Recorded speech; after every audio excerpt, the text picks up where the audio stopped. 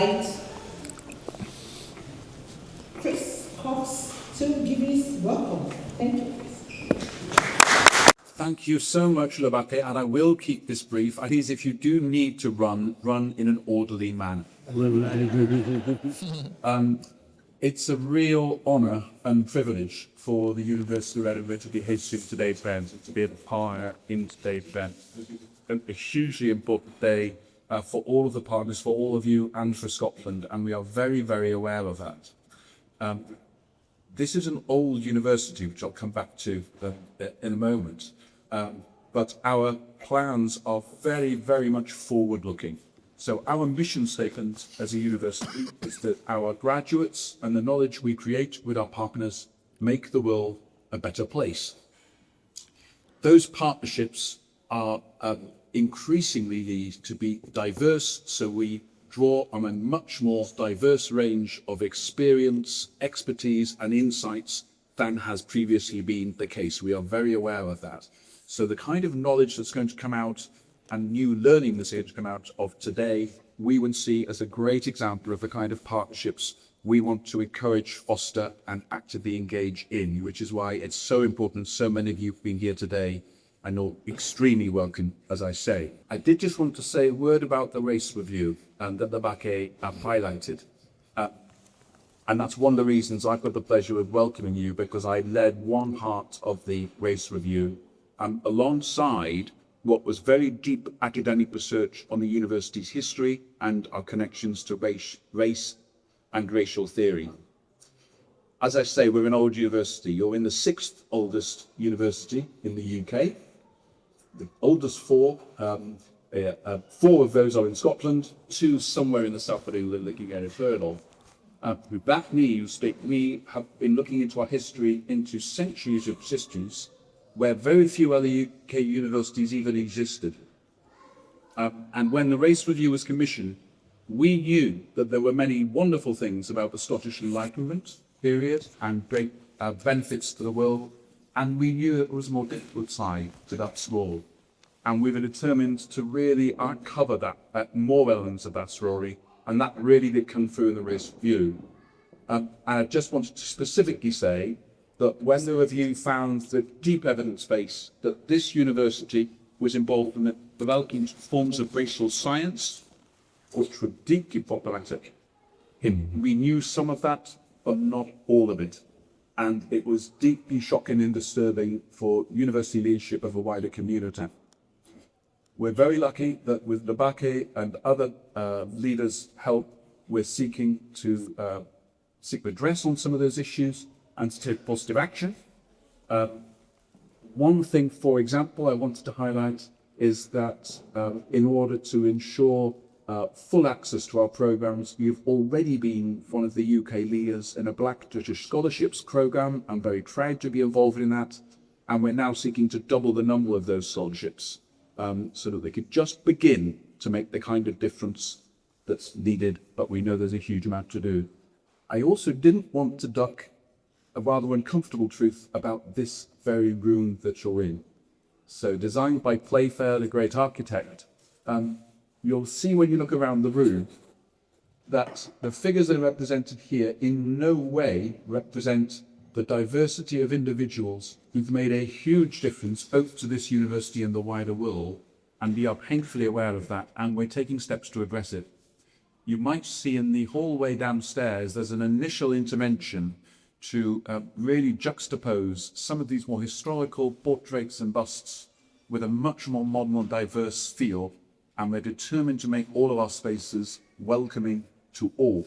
But what we've done downstairs is just the start. What we will be doing is making changes to this room and many of our other historic centres to make sure we fully reflect the diversity of brilliant people that have been connected to this university, adding through QR codes to make sure everybody can understand the good and the bad of our past.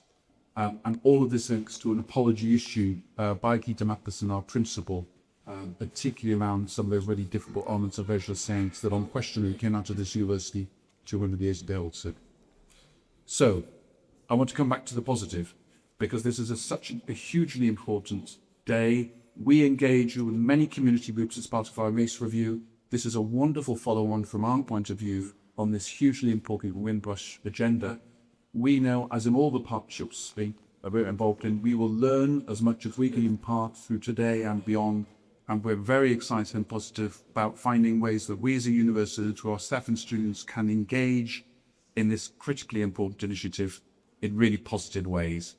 Thank you again for joining us and for giving us the honour of hosting today. I wish you all a fantastic day. Thank you. What is next on my zone is listening, learning, and building community confidence through trusted engagement by Reverend Clive Foster, the Windrush Commissioner. Good afternoon, everyone. Yes, I'm Clive Foster, the first ever UK Windrush Commissioner and independent Windrush Commissioner. I do like to stress the word independent, and I'm delighted to be here with you all this afternoon. I do want to, in my thanks, also would like to thank Dr. Festus and also for the kind invitation for being here as well. And I do want to acknowledge the Greatway Foundation, the University of Edinburgh, the Home Office Windrush Engagement Team, and everyone who has brought this conference together. As was said earlier by our speakers, it's an important moment in the Windrush space and the Windrush story for Scotland. And as the Independent Windrush Commissioner, I'm delighted to sort of be here to sort of share with you some of my work, purpose and vision in this space as well. Following on from the remarks of Chris, I do also want to remember and pay homage to the late Sir Professor Jeff Palmer. I have been here to Scotland before, and I had the privilege of meeting Sir Jeff, and I came, and he remains and still is a profound voice and inspiration in this space, and he has tackled so many issues around that, racial and social injustice. And as you mentioned, Chris, even in this building, some uncomfortable truths about the history that we still need to grapple with. And unless we do grapple with them, I don't really believe that we're going to get the solutions and the harmony that we're seeking for. And he is a person who was very courageous in that space and a great inspiration to us all.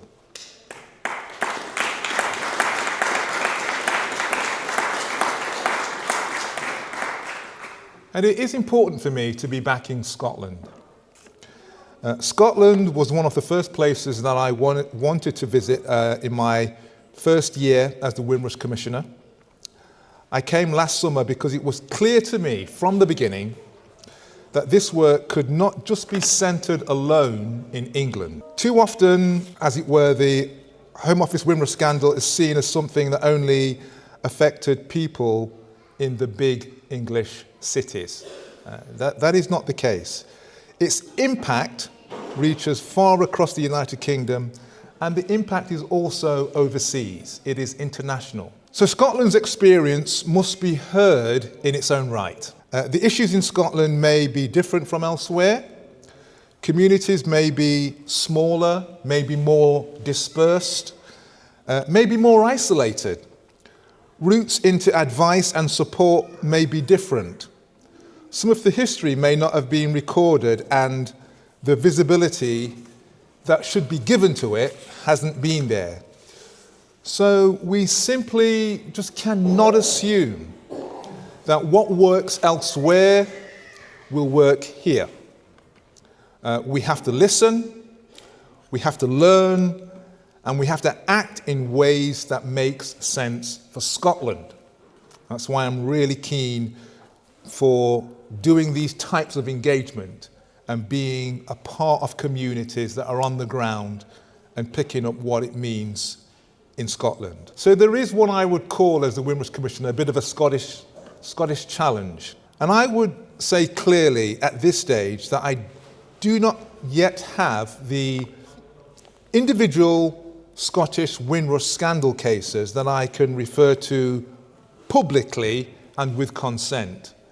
And I do believe that those stories do exist.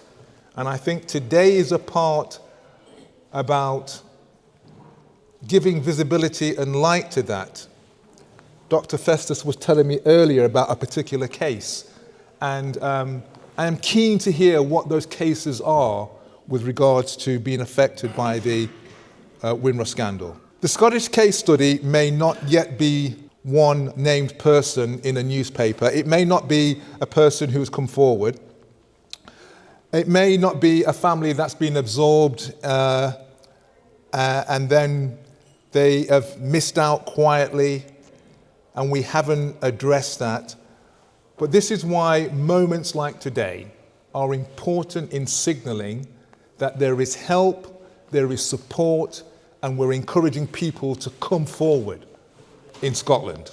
Our task is not only to ask who has already applied for the schemes, it is also to ask who has never heard of the scheme, who may be eligible and who has lost work, who has suffered from housing or healthcare, suffered from the lack of benefits, suffered in terms of their peace of mind because they could not prove their lawful right to be here in Scotland.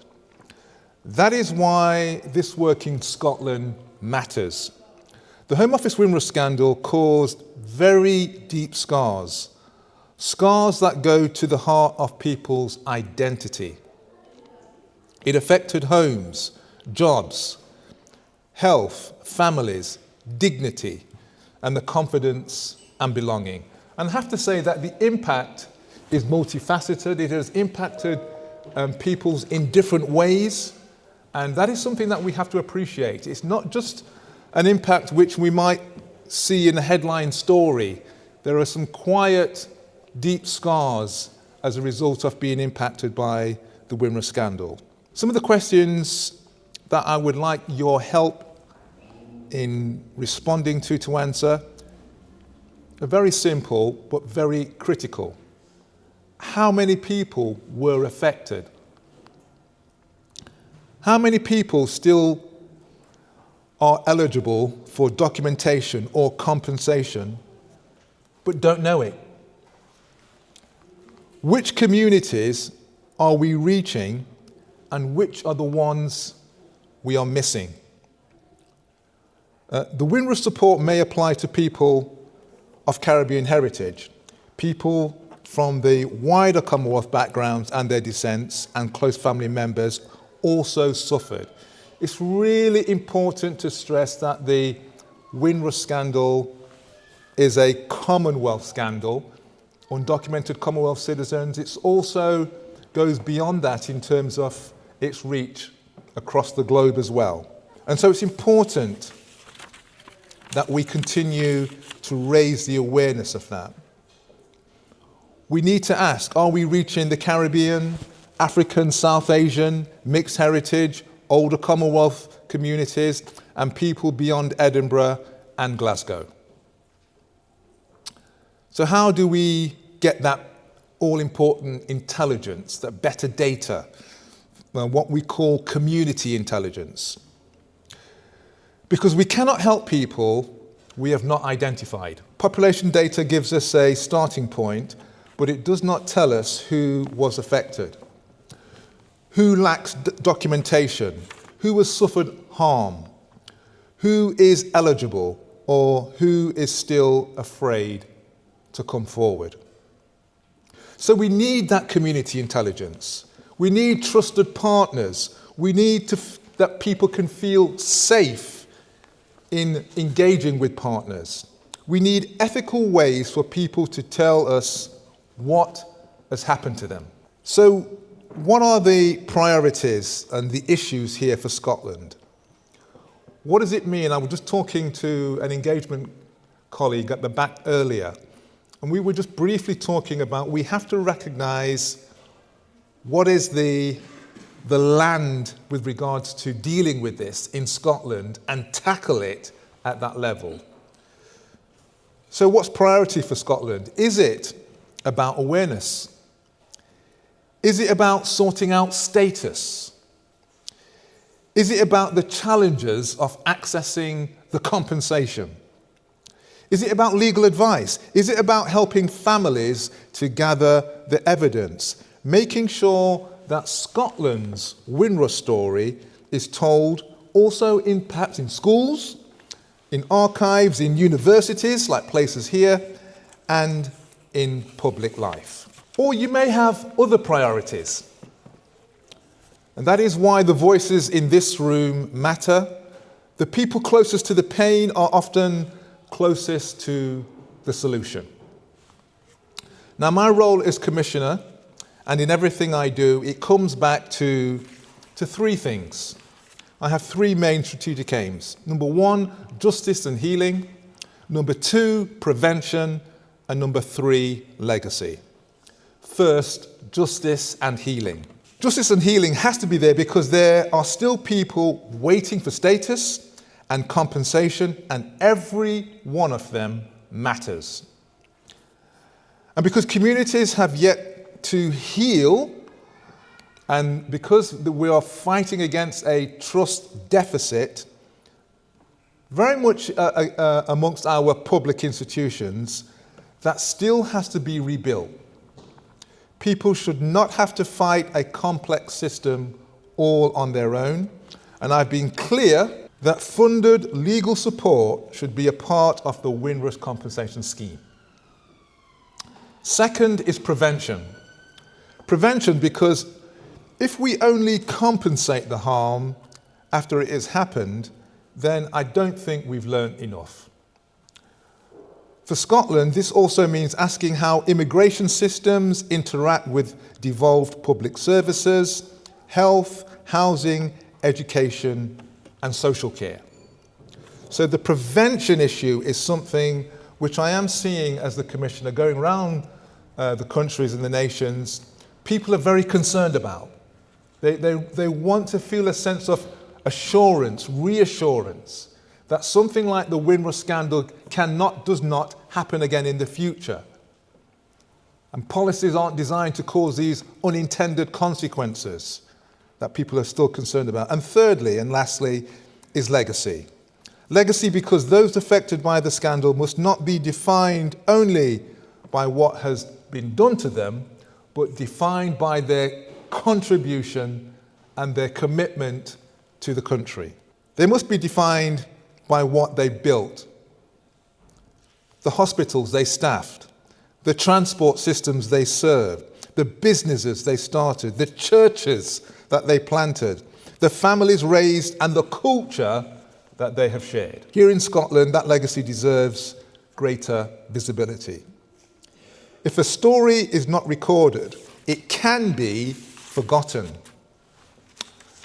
So, as I'm coming to close, I do want to encourage academics, students, institutions here today, help us gather those stories. I'm really pleased to hear and see the importance of how young people are engaged in this work here, because we're going to need that youthful vibe and momentum to capture those stories and to tell those stories in their way. To build the archives, protect the memory, to make sure Scotland's Windrush and Commonwealth story is part of a living national story. One that younger generations can connect with, learn from, and build on. So my commitment is that my role exists to make sure your voices reaches the places where decisions are made.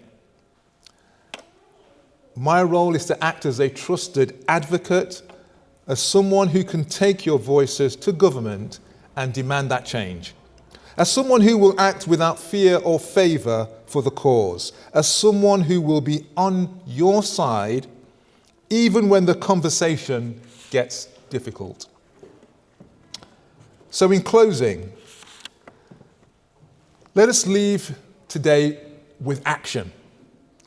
If you know someone who may be affected, speak to them. If you work in public services, ask whether your organisation understands Windrush properly.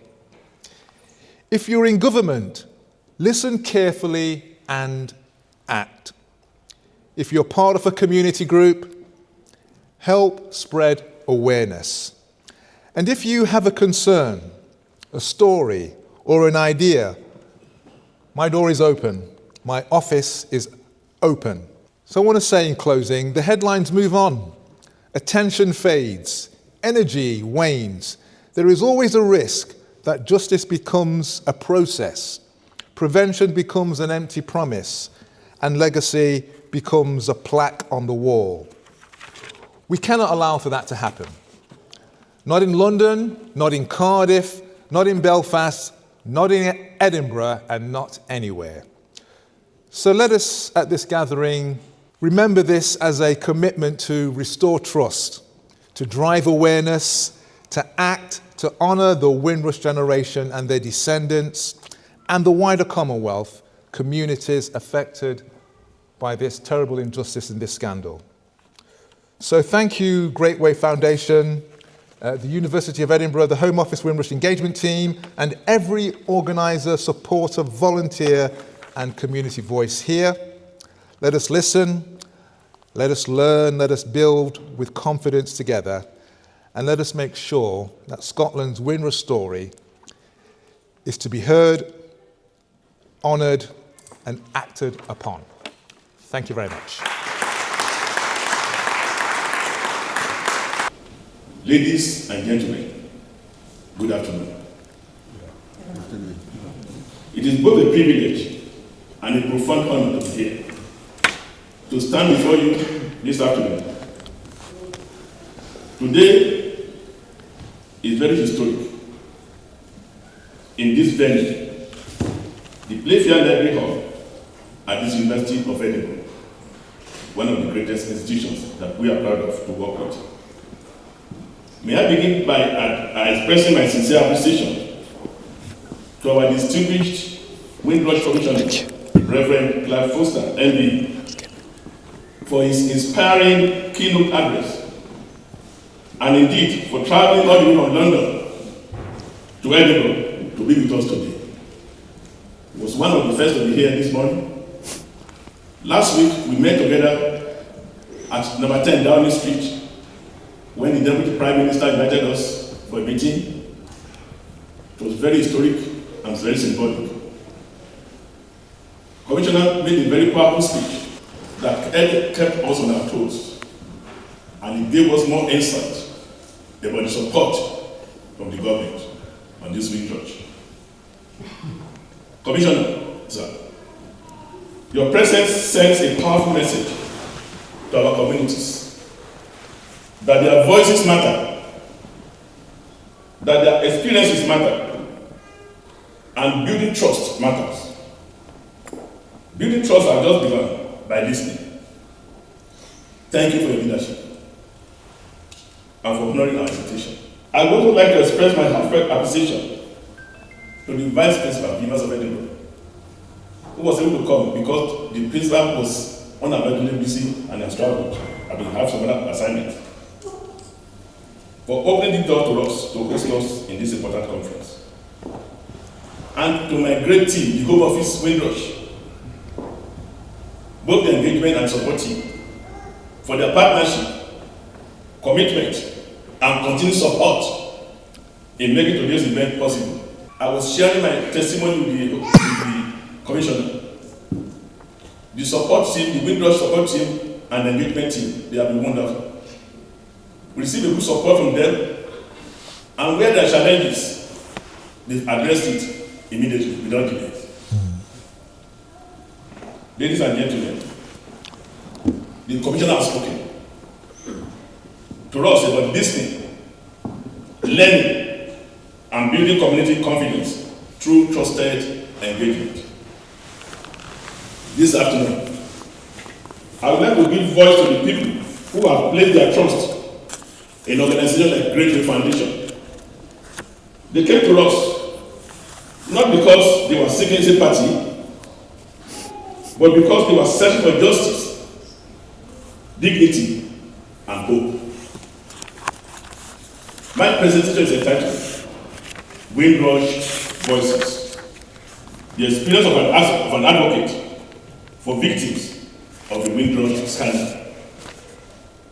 Over the past years, I've been privileged to work alongside many individuals and families whose lives have been profoundly affected by the Windrush scandal to one way or the other. One of my good friends and one of the great mentors I had, who is late now, Sir Professor Jeff Palmer. We had a lot of things together on this. From what has happened in the past, some lost employment, some lost their homes, some had no access to medication, some were separated from their family. Many lost confidence in the very institution that they trusted. But behind every application, behind every document, and every compensation claim, is not simply a case file. It is a human being. It is a father. It is a mother. It is a sister. It is a brother. A story. Today, I'm not here merely to present facts or statistics. I'm here to share the voices of people whose courage, resilience, and determination remind us why this work matters. One of those voices that is represented here today is Miss Barbara Miller from Jamaica, the daughter of a 90-year-old Jamaican who has traveled all the way to join us. He is a proud daughter of a member of the Windrush generation. His father was 90 years old some weeks ago. Barbara, thank you for making the journey to Edinburgh. Through people like you, we honor not only your father, but an entire generation whose hard work, sacrifice, and contribution helped shape modern Britain. Ladies and gentlemen, history is important because it teaches us where we have come from. But justice is even more important because it determines where we go from here. Today is not simply about remembering the past. It is about restoring trust. It is about rebuilding confidence. So that together we can build a future where everyone feels valued, respected. That is the job. In the next few minutes, we will be hearing more from you, and the Windrush Commissioner will be ready to answer some questions, few questions, 3 questions, and we have the Greatway Foundation host there, where those who have members of the Windrush team will be able to also answer some questions if you need some advice. We need to demystify the idea that what happened in the past cannot be corrected. The government is here to support, and we are here to work with you to put in your claims where it is necessary. There is power of listening, as you have heard today. The Windrush voices, the experience of the advocate for victims of religious scandal. Know that behind every case is a human story. And while the Greatway Foundation can be involved, we want to help you, to advise as your advocate, and to help in your documentation, in your compensation applications, in your community engagement, and providing emotional support. What we have learned, many victims did not lack entitlement, they lacked confidence. So some say I don't qualify, some say they have no evidence, some say it's too late, some say I don't trust the system. The greatest barriers is always the trust. But let's demystify that. We have the privilege to work with the police. I was telling some people here, that engagement with the police has increased over the years. And I've been telling people in our community that let's have trust. And it's a mutual thing. And I know it's getting better. On the power of listening, thank you again to the Commissioner. One conversation can restore hope. One piece of evidence can restore justice. One compassionate response can restore trust. One successful claim can restore dignity. Listening is not a passive thing. Listening changes life. My key message, a message to the Greatway Commissioner. Sir, thank you very much. Your willingness to listen matters. Your presence here matters. Your leadership matters. Communities notice when they leave London to sit with people, to listen, to learn, and to engage. Please continue to champion community-led engagement in fairness and trust. Our commitment to is that we want to raise the awareness. We are going to work with some universities again in Glasgow, in Aberdeen, and then back to Edinburgh to provide the awareness, to support applications, to build trust. The aim is to strengthen that partnership, to ensure that every eligible voice has an opportunity to be heard. The future generations, they help to build Britain. Our responsibility is to ensure their sacrifices are remembered, not in vain. Justice is not only about correcting the past, it's about building confidence in the future. Thank you very much. I want to extend my thanks to the University of Edinburgh, the Greatway Foundation, who have invited us to this really important event today. And we've collaborated with Dr. Festus and his team, Dr. Labake as well, and Ben also as well. So thank you for inviting us here today.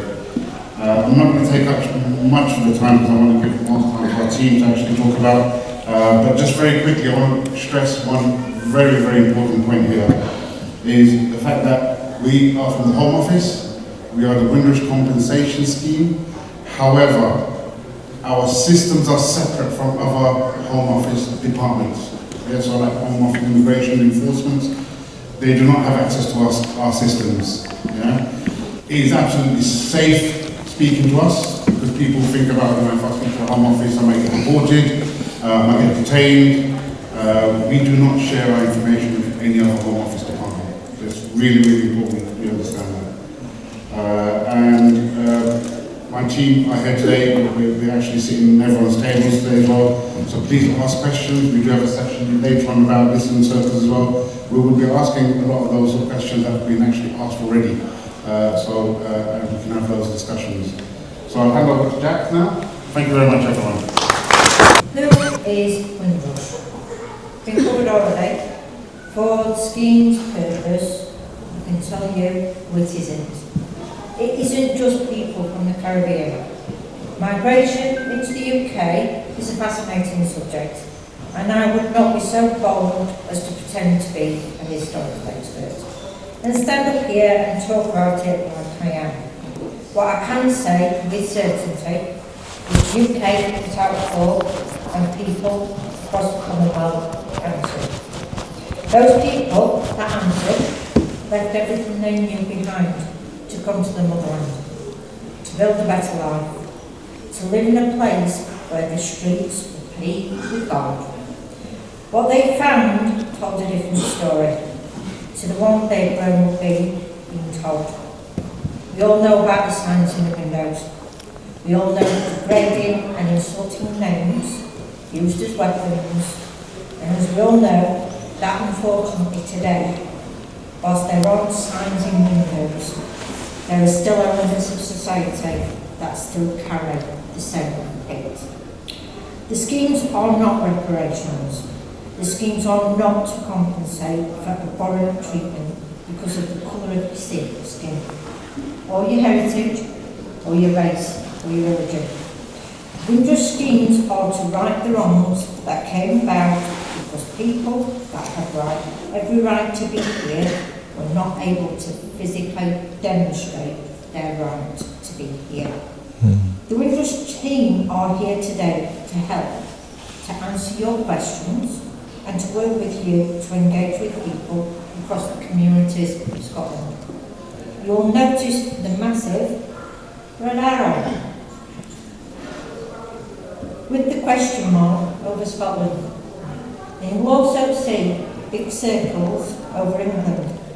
The circles in England and Wales are where commonly we have received either applications for status or compensation or both. I can see the Commissioner pulling faces.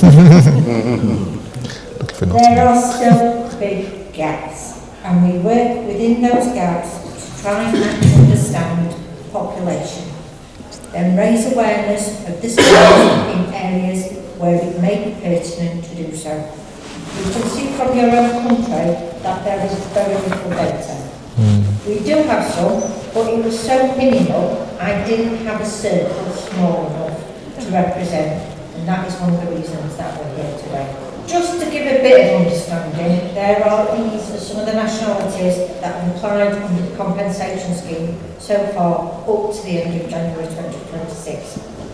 If you've gone out published transparency data, you will see that the majority of places have their nationality a few questions after this. Okay. Yeah. Which is completely understandable and brought talking to lots and lots of impacted people. This is what has hurt the most. Not being recognised as the person you always believed you were. What our transparency data doesn't show is where in the UK people may have been impacted and that's the Home Office Windrush scandal hit the headlines in April 2018. That is 8 years. 8 years and we are still hearing that people say they don't know anything about it. So the Home Office Windrush scandal. It's all there, but rules were changed with the right intentions, which created consequences. Consequences that led to a hostile environment for those that had the right to be here. Those that had worked hard, paid taxes, thought they were safe, thought they were home. A hostile environment for those that those changes were never meant for, and those people paid the price. So what did we do? We set up a free helpline in the UK, and a process which allows those overseas to leave their details for us to call back at a time that is suitable for their needs. We are also looking at secure ways that customers can contact us from free from abroad. We set up a vulnerable person team which gives additional support to those that are most vulnerable. We set up a mobile biometric team to support those unable to travel to a centre. We also offer support to those that can't travel, you just need to call the helpline. An urgent and exceptional payment policy was introduced prior to the compensation scheme being launched, but still in place today for those in exceptional circumstances. But the most important thing for most is we listened and continue to listen. Examples of these are the application form has been changed numerous times. To try and make it simpler, and whilst we acknowledge it is a big form, we also have to acknowledge that the scandal had a big impact. No, not big, massive. You don't have to fill out every page, only those that are relevant to you. We would also encourage you to take your time to tell your story. And you can always continue adding to it. Your caseworker will be there for you to be able to continue your narrative when necessary. The single caseworker model was introduced in 2024. Claims are being processed quickly, and on average, the claimant is currently receiving a decision within 2 months of their application being received. Most people are kidding when I say the quickest turnaround from a claim being deemed as eligible to a full and final offer being made is 2 years. No, I'm not kidding, it's true. We are reviewing completed claims and will contact anyone. Oh, I'm front to page, I think, 2 seconds. Really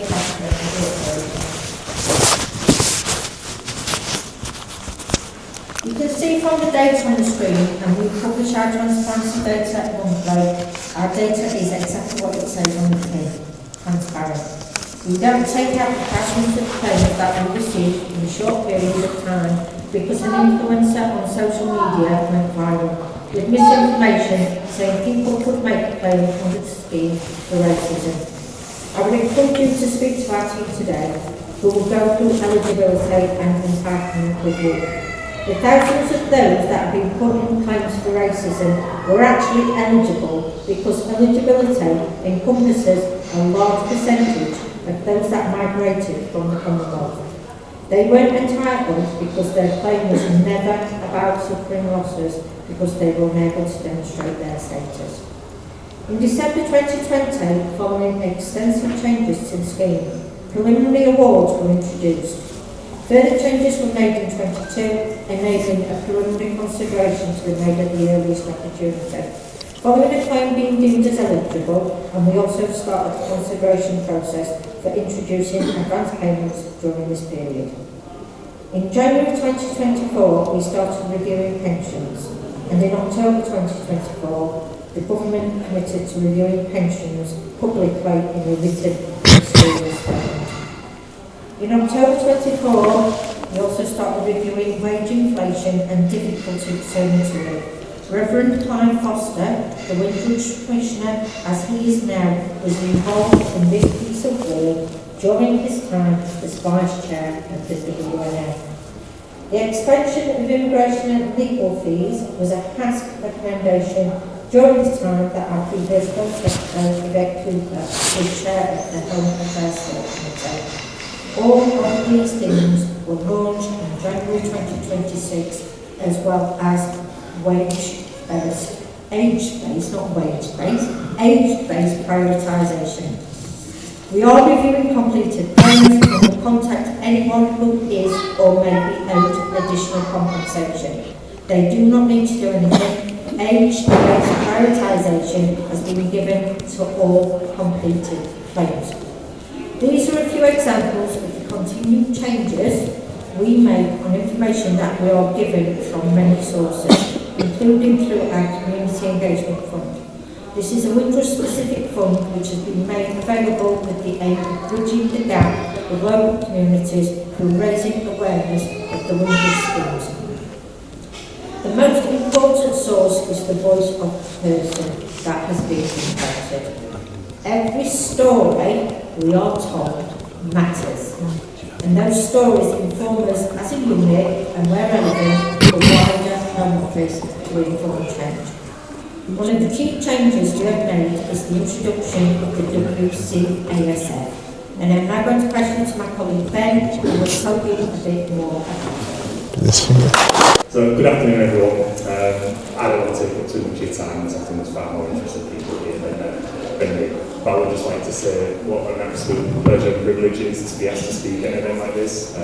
It's really something that I appreciate, so thank you very much. So, just to introduce myself, so my name's Ben.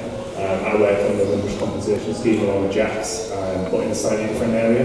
So my team, alongside Richard, sat over there, is responsible for running the Windrush Advocacy Support Fund. So WCASF for short, actually for a bit of a mouthful, so we call it the ASF. So first of all, just to give you a bit of background on the fund itself, back in October 2024, the then Home Secretary announced a package of support totaling £1.5 million worth, which was to help provide essential advocacy support and also that practical side support for Windrush compensation scheme claimants. So following extensive stakeholder engagement, this was then ultimately came to life as the WCASF, and this was then to be administered over a 3-year period. So organisations that were already providing that Windrush compensation advocacy service were able to bid for funding, and this was to assist them in continuing and developing this vital work that was already ongoing. So today we've actually run 2 annual competitions. We're up and running about a quarter of the way through year 2 now, and this is due to run through to the end of March 2027 with the third year to follow after that. So it's through these competition processes that organisations like the Greatway Foundation, who are our hosts today, and other like-minded organisations were able to secure funding. So it's a real plus when you see the geographical coverage that we've got, especially in the likes of here in Scotland. We've got organisations in Wales. It's a really positive thing to see. So I'm not going to go through the entire role of what the advocates do at this point. what I would encourage you to do, if you've got any questions on this slide in particular, please do come and find me. I'm sat over there. There's Richard here as well. So please, any questions at all, I'll be here all day. Just to give a slight bit of context on the advocates themselves. So these are people who understand the potential, potential claimants' culture, their background. They are trusted within their communities. They will support claimants in articulating their story in quite difficult circumstances, making them feel safe. And they also provide the practical element, which I mentioned, which is the evidence gathering side, and signposting to the services where appropriate. So again, just another kind of nudge. If you feel you may benefit from support like this, please do feel free to go and speak to Dr. Festus and the Greatway Foundation team, or likewise, if you know somebody who may be affected, I would strongly encourage you to speak to someone here today, and I'm sure they'll want to discuss that further with you. So another key feature of the ASF, which I want to touch on, is something called the warm handover. I'm not sure who came up with that name, actually, we'll stuck with it now, but it's what it is. The warm handover was introduced, again, based on feedback from stakeholders. So essentially what it is a mechanism of support to assist the claimant and have first contact with the Home Office. So once an application is submitted, there's typically a three-way call between the Windrush Compensation Scheme caseworker, the advocate and the claimant themselves. So again, it's completely understandable why, for a variety of reasons, somebody may be apprehensive, reluctant, stressed about speaking to the Home Office anyway. So this is just that extra layer of support to assist with that, to try and bridge the gap, start to build that trust. And also make it easy for the claimant, and that's a quite important part of the claim journey as it transfers to the caseworker. Maybe they could do the questions after us too. So something else just to highlight, which reinforces that point earlier, was that the message there we introduced a regional approach for you too. So this meant organisations bid for funding to work in specific regions of the UK. So this was introduced to try and ensure the allocated funds maximises coverage and accessibility as much as possible for potential claimants, to try and minimise saturation of funded organisations. So, for example, having multiple funded organisations in London and then nobody across in the north, Scotland, for example, here. So, just personally, I do think this has worked well, particularly like here in Wales, where it's less densely populated, and smaller pools of potential claimants. But obviously, the work is just as important here as it is anywhere else. I think something I'd quite like to kind of keep harping back to, whilst the goal is obviously to support as many people as possible, and also see this work can help just one person get the compensation that they're entitled to, that they deserve. No matter what the cost is, it's worth what we're doing. So I think that again reflects that geographical coverage being really important. So lastly from me, to give a slight bit of reflection from year one, whilst we took some really valuable lessons which I've mentioned, it was clear from the data and performance, from the feedback from advocates, from the fund has so far been doing what it was set out to do. Despite this, we're constantly looking at how we can improve things. We're really open to suggestions. It's why we're working with the Commissioner and his office, why we attend events like this to hear your thoughts. We're constantly working with stakeholders to do our processes and make things better. So again, any comments on that, please do bring them forward. I'll be here all day again. Richard will be. Any questions, I'll be happy to answer. So that's it from me. I'm going to hand you now over to Lloyd. So thank you. In October 2024, the then Home Secretary of Edinburgh announced the re-establishment of the Windrush Unit as part of a renewed commitment to learning from the lessons of the Windrush scandal. The Windrush Unit is a separate team to the Windrush Compensation Scheme, although we continue to work closely with them. This announcement recognised this work was not complete. While some significant changes since the scandal, there also remains a need for clear leadership, strong governance, independent challenge and continued engagement with affected communities. These commitments are reflected in the re-establishment of the Windrush Unit and the appointment of the independent Windrush Commission. This isn't just about structure and recommendations, it's about trust, accountability and understanding the impact our decisions have on people's everyday lives. We are hoping to engage with Scottish stakeholders further in the work. The Greatway Foundation already hosted a group in May. Restorative Dialogue is the Home Office's response to recommendation 3 of the Wendy Williams Windrush Lessons Learned Review. The review called for reconciliation events that enable those directly affected to speak openly with ministers and senior officials about the impacts of the Windrush scandal. Our approach is grounded in the principles set out by the review, which emphasise the need for the Home Office to acknowledge the harms caused, to listen to those directly affected, and to embed a culture rooted in humanity and lived experience. This programme of restorative dialogue reflects the Department's commitment to righting the wrongs of the Home Office Windrush scandal and being co-designed with victims, community representatives, trauma specialists, and stakeholders to ensure it is inclusive, emotionally safe, and shaped by lived experience. It is an important step in a longer journey towards reconciliation, creating space for honest conversation, acknowledgement of harm, and rebuilding of trust. Thank you. Disease, sweat, and human waste. Do you know what your problem is, Minette? Oh, what a relief. I only seem to have one problem.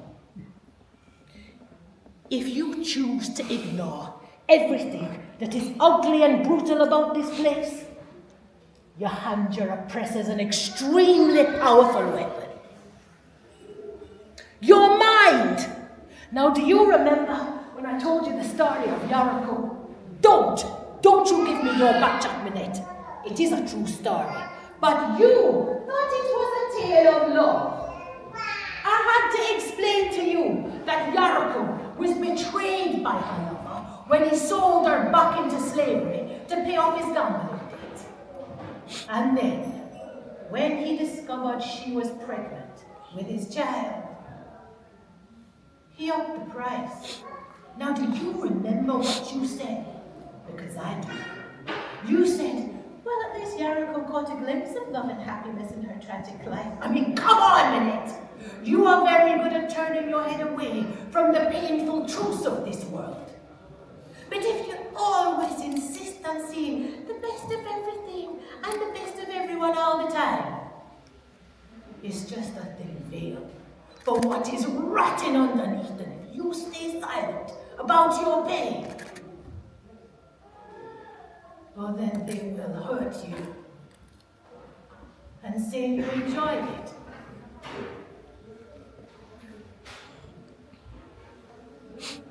Mother, I need to ask you something. When you ran away, did you give any consideration as to what would happen to me? Or what would happen to you if you were captured? Mother! It was the third time, Mother! It was the third time! I didn't think of it as running away. They call it running away. I was running to somewhere. Fuck, we didn't even walk. We walked most of the way. Through the night up into the mountainside. I had a very particular destination in mind, and no, I did not give any consideration as to what would happen if I were captured, Minette. Because if I had, I wouldn't have had the courage to do it. I saw your runaway slave notice. It was in the Colonial Times, right next to the future announcements. There you were, walks with a limp, flirtily branded into a left shoulder. Both ears and hamstrings have been severed.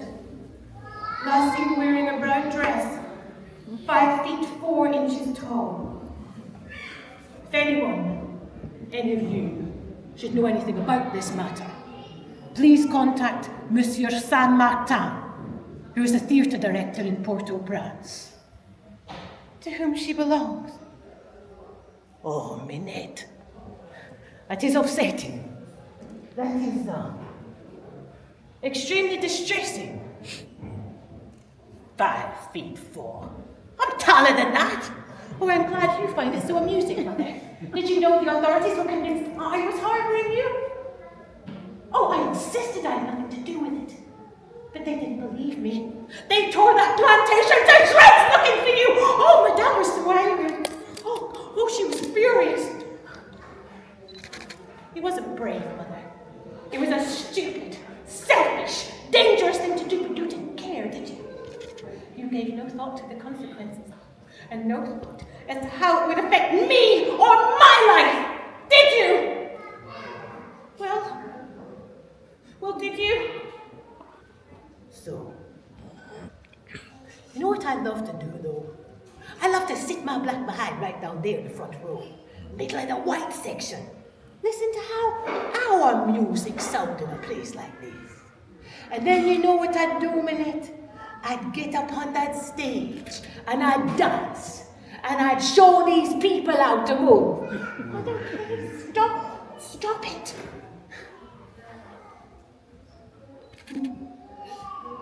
You know what I'd love to do? I'd love to host one of those grand balls. I'd invite all the ladies on the island, well, the respectable ones at least, and then I'd dance. But I'd dance the way they dance. Oh, Mother, I dance all night. What are you talking about dancing? Them bald people can't dance. I just walk up and down with the hands stuck up in the air. That's not dancing, Minette. Them bald people got no sense of rhythm. They're scared of dancing in case the wig fall off. Oh, Minette. You know how much me love our music and our dancing. But I tell you something I cannot stand. What do you call them again? Plays. People pretending to be other people. I can't abide it. We saw one of them once, and we never want to see it again. Why? What did you see? Well, I can't remember how old I was now. 9, 10, something like that. My mistress invited a group of traveling performers to the plantation. Oh, Minette, I was so excited just to catch a glimpse of the show. I hid behind the door, and I waited and I waited. And then I saw something. Made me realize what my mistress really thought of me. What white people really thought of me. An actor, a white man, but his whole face was black, Minette. His whole body was black, painted black, and he wasn't singing. He was shrieking, screeching, eyes popping out of his head, and I knew he was mocking me. And all of them people, they laughed, and they clapped, and they cheered. And in my child's mind, I truly believed that this white man had taken possession of a black man, like the devil himself. He slipped inside him, made him do whatever he wanted him to do. And what he wanted him to do, Minette, was to make a fool of himself. So when all them people went back to their plantation, they were reminded that we weren't quite human. I stayed silent because, well, my place to ask questions or criticize. You know, my mistress was kind compared with some Minette. But from that day on, she just saw me as empty. Like an empty water jug, I had no soul, I felt no pain, I had no religion. Just a thing to be worked to death.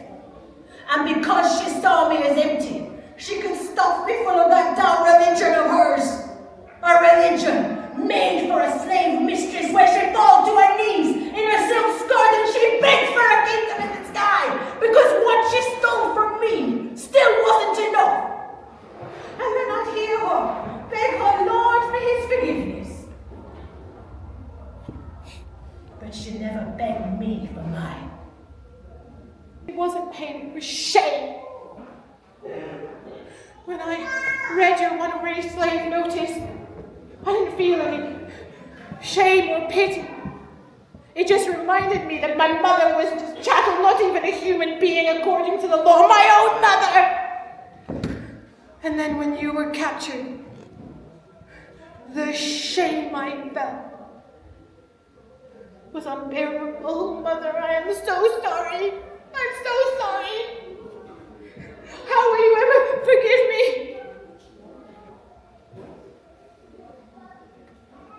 We live on an island where just trying to be a human being is a crime. But beating one to death is not. So you don't truly believe that what I did was the crime, do you, Minette? And of course you felt ashamed. That's what they want you to feel. Because if the free people of color despise the African slaves as much as they do, it makes them stronger and us weaker.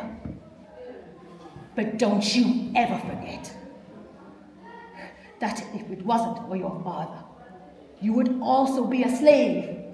And that's the only reason you are free, because he couldn't have a child who's a slave now, could he? Oh, no, that would never do. And her, down there, I want you to tell me something. What does she think when she looks at me? Huh? What's in her mind when she sees this collar around my neck? I'm sure you don't need me to tell you that. No, you're right, I don't. But you see, that's her mistake. Because she should see me as a warning. Because the one thing me and Mistress Anxiety do have in common is that according to the Code Noir, we are both worth less than they are. And come to think of it, so are you. And when push comes to shove, Minette, greed sees no colour. So you and she better pray they don't run out of Africans to cut their sugarcane for them. So your position is not fortunate, Minette. It's precarious. So you better resist as hard as you can for as long as you can. Minette, don't let them rip the wings from your body the way they tore them from mine. So you get on that stage and you sing until they drag you from it.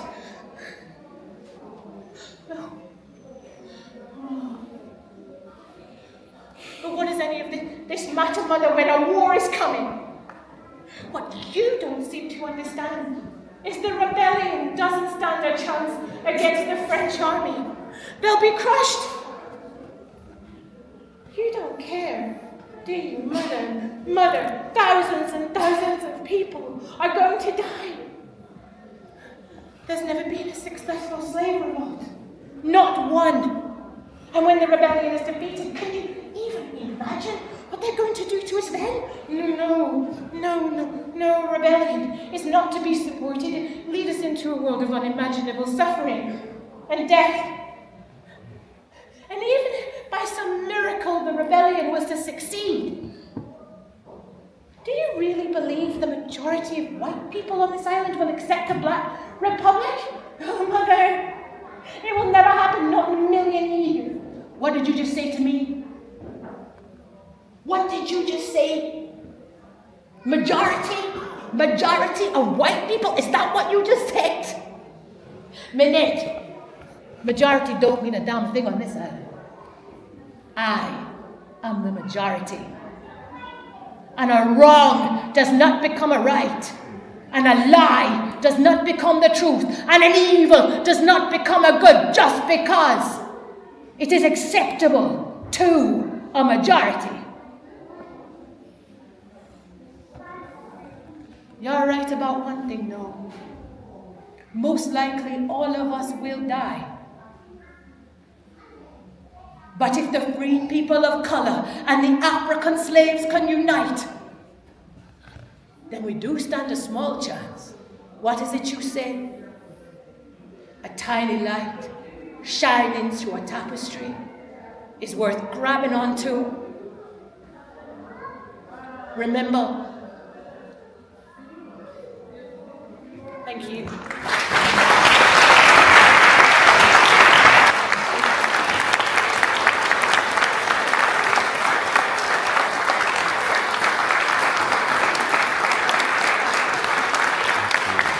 This is where I want us to tie what we do in the university, the academic work, to real life, to real existence. And I'm bringing this framework, the sexuality framework, which is going to guide our conversation for the listening circles with the questions that have been put together. So you have someone who would facilitate the conversation at your seat. But I also want this to be provocative, because we've listened to a lot of speakers today, And I want to draw a little. I found something in every speaker today. So, when we talk about centrality is a theoretical framework for facilitating active and intentional engagement with marginalized communities, with marginalized groups, and international partnerships. And even if that sounds, oh, that's very academic because that's the work I do, but that is actually one of the reasons why we're here today. We're here today because we've central both the work we do at the University of Edinburgh, the work that is being done by the Home Office, the advocacy work being done by Greatway, and all of you stakeholders that are here in this room today. So I'm going to give you 3 provocations based on these 3 dimensions. And you can read that easily because you will have the paper on your table. The first is active involvement. In this conversation, we're talking about Windrush, we're talking about compensation, we're talking about historical injustice, we're talking about the legacies of this injustice. Who needs to be involved? That is you, and you, and you, and myself. We all need to be involved in this conversation, and that's why we're here today. And I don't want you to come here today and feel like you're a placeholder or you need to be. The active involvement of everyone is required because that's what's going to help us to address the issues that we are talking about today. And when did we need to have this conversation? Right now, before, and later. So this is an ongoing conversation, an ongoing process that we should not let go of this time. While we're mingling, we should also remember that this is the seriousness that has brought all of us here together today, and we should make it count. And how would we make it count? By not losing our voices. Every voice in this room counts, because everybody counts. And that's part of the things, and I'll write this down, because to what Lloyd said, part of the Windrush presentation, that the core is the emphasis on lived experience. And that takes me to the next part, recognition. We talk a lot about expertise, and expertise is good because we have knowledge, but we don't talk as much about lived experience. And I would use another quote today from the Windrush Commissioner, that legacy is contribution that is not defined by harm, but rather by your lived experience and what you bring to the table. So what's going to be your legacy today? That is the provocation. And I think the Windrush Commissioner is on cue because they just walked in as I mentioned him. So it's about what do you bring to this table, this round table where you are today? What do you bring to advance the work that we've been talking about all day today? And we should also recognize the power dynamics. So even while we recognize that we want to speak, there are structural power dynamics that prevent some people from speaking, that render some people still voiceless, and we need to recognize that. So be kind at your table. If there's someone who you think is not contributing as much as you think they could, be kind, because you don't know, you've not walked in their shoes. You don't know the experiences they have. You don't know the encounters with the power dynamics and how that has been bruising. And that's why it's so important that we remember that kindness can never be overrated. Because kindness is important when we work together and we work with one another and we work with each other, regardless of where we're coming from. And we should also recognize context. You know, Chris talked earlier about the context of this building. Yes, it is beautiful, but it is also memorable of who is missing. And that's why that place is so important. Yes, we may not be represented right now in the bus that is in Playfair Library, but here you are, represented in this room. And so what are you going to talk about today when you get to that listening circles that will determine where you will be remembered, what would be your legacy, as was eloquently pointed out today. And that is on you. That is on each and every one of us. That's why centrality counts, because your voice matters. The expertise matters, but so does your lived experience. And the context where we're in should not define how we would speak to our expertise, to our experience, and to recognizing the power dynamics. And the last bit of what I call the arc of centrality is contribution. I want to use a very powerful thing from the placeholder presentation. Please today, do not be the black Mozart. Do not just be a placeholder. Don't be just a placeholder. Everybody's got something to contribute. And when we are actively involved, we recognize the barriers, then we should give room for the contribution that we expect from every one of us. And what will you contribute? That may be unique to your expertise, it may be unique to your lived experience, but it is something that requires contribution. And who is this for? It's for all of us, it's to move forward the conversation. We may think that we're just moving the needle a little bit, but I can say that even the premise of centrality is what brought us all here together, that it's not one person's effort. The Windrush, they told us, about the millions that they've put aside, but that millions can only be in the bank if it is not utilized and tapped into by the people for whom it is desired. And that is not also going to happen if we don't have strong advocates that reach out to the people. But guess what? None of it will matter if we don't speak our truths today. If we don't speak truths to power, if we don't speak truths to our lived experience. And that's why we are going to go into listening circles. You have a deliberately shortened list because I think we need to go right into the thick of it. I believe we've heard so much today that ties into why you are central to moving this work forward in Scotland. I mean, we don't want Scotland to be a non-existent blot on the map as was shown by Japs. We want the voices of the people here to matter. If not you, do you know someone? Could you become an advocate? Do you yourself need to be part of it?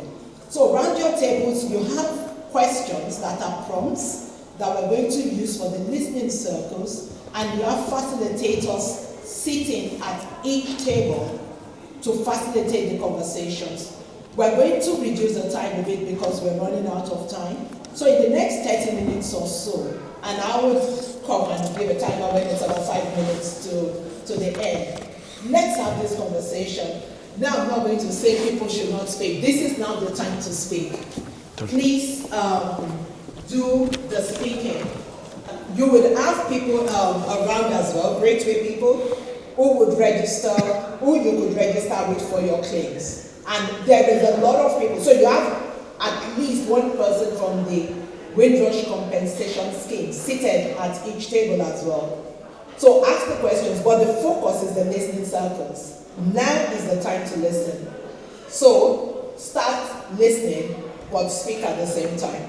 Thank you.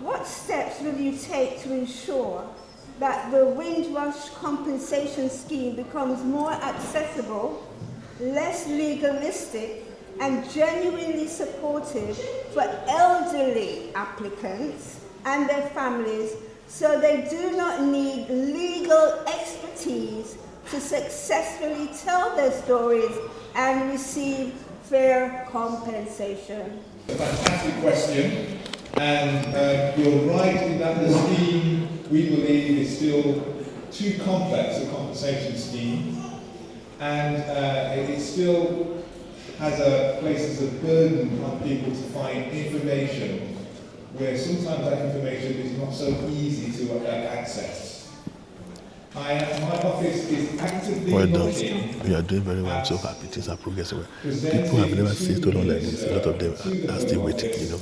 Options for fully funded legal support for the Windrush compensation scheme. Now, there are a couple of other schemes that already have funded support. This is Infected Blood and the Post Office Horizon scheme already have, as it were, legal support built into those schemes.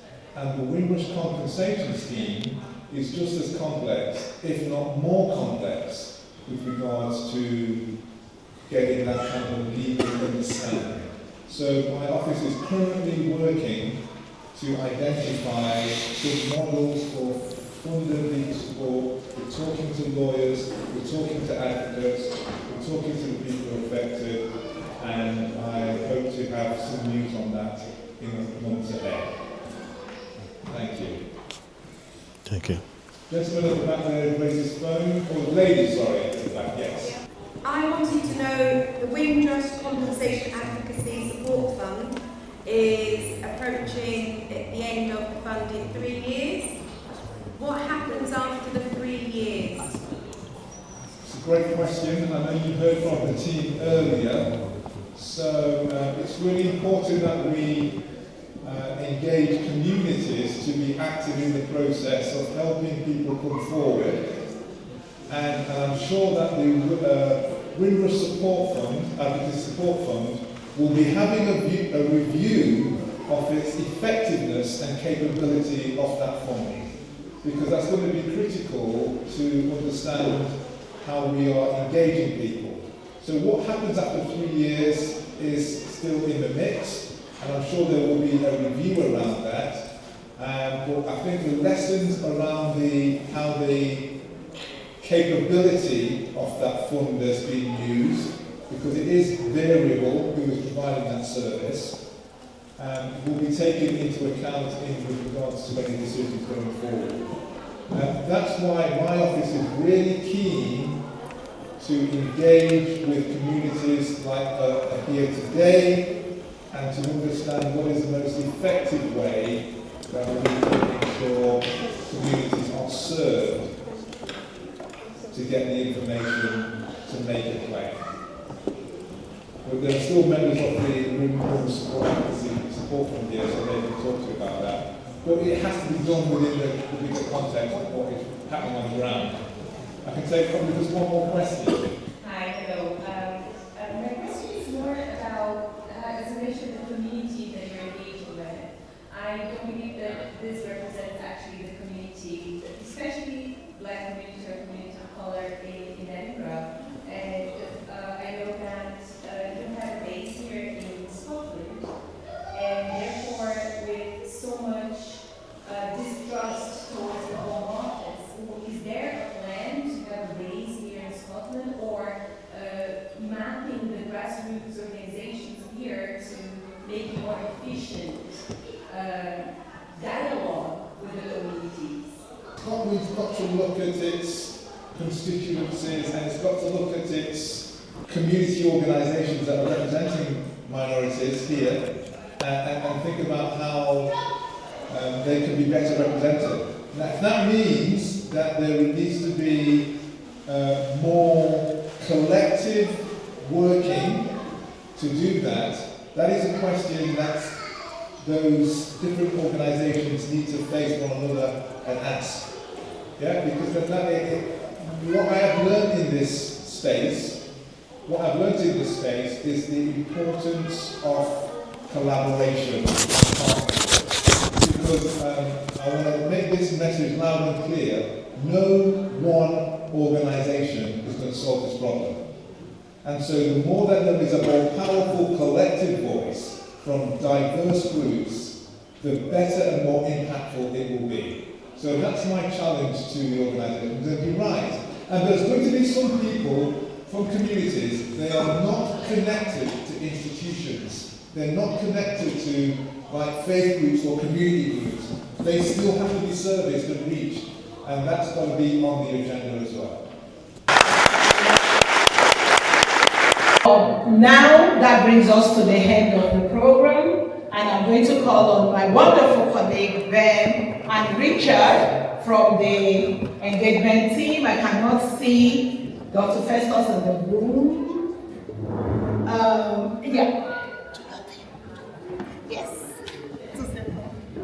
Thank you, everybody. I just wanted to round off for the university today by thanking you all very, very much for coming.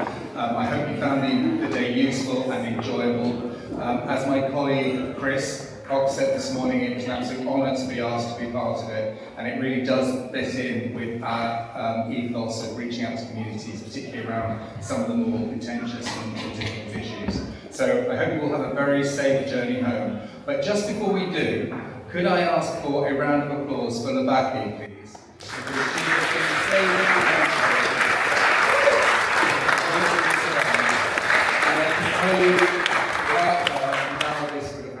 So thank you, Labaki.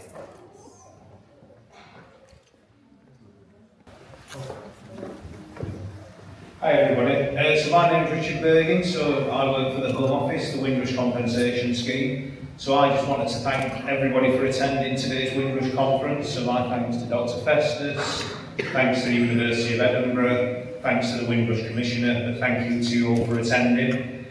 It's vital that we as the Home Office listen, learn and work collaboratively with local communities and organisations. And there's no pun when I say it's really great what the Greatway Foundation have done today. And this is exactly the sort of event that we need to be listening and learning from. And it's been great to be here today in Scotland. So thank you for sharing some of Scotland's stories today, because every story really does matter, so thank you.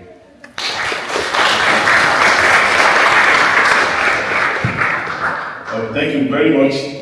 What you have seen today, we've seen that when government, institutions, when they come together, there are resources. There's a proverb that says, if you want to go fast, we go alone, but if you want to go together, we go far. Now, I thank you so much for coming here. As we have come to see to this evangelist conference, the end of it, I'm reminded that next year is going to be better than this. This is the beginning. Today has shown us that it is possible when we come together, government, universities, community organizations, and people with lived experience. If you come together with one purpose, we achieve a great result. This is not just an ordinary conference. It's a conversation rooted in truth, rooted in hope, and it will continue. So I want to pay a special appreciation to the Police Scotland, who have been our partner. I know Peter and Gordon, they're here. So please, police officer, please just stand by the organizer, please. For what have you doing for our community?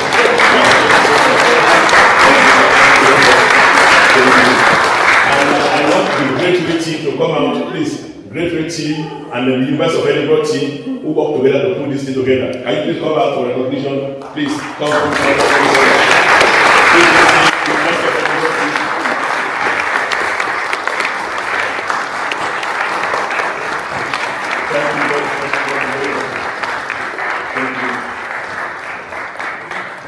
On behalf of Greatway, I appreciate the next step initiative. The chief executive was here, I think has left now, and other organizations who have worked with us. So the Nigerian community in Edinburgh, we appreciate you so much. We're partners, we work together as partners, and Greatway kitchen. So you're going to eat all the foods that we need to eat for our health. We appreciate all of you. And then my own ministry, Mansion of Fire and Miracle Ministry, I can some of the leaders, they are here, some of the members are here. They work with me so that this thing will succeed. Thank you so much. The Light of College, University of West of Scotland, we are partners with them. Thank you. He just left now. And other people that are so numerous, I can't mention your names one by one, but I appreciate you all. So thank you, thank you, thank you. And I want to show that we appreciate the University of Edinburgh, the Home Office, Windrush team, our facilitators, the volunteers, the registration teams, the technical support team, the catering team, and everyone who has worked tirelessly behind the scene. So please, let us give all of them another round of applause.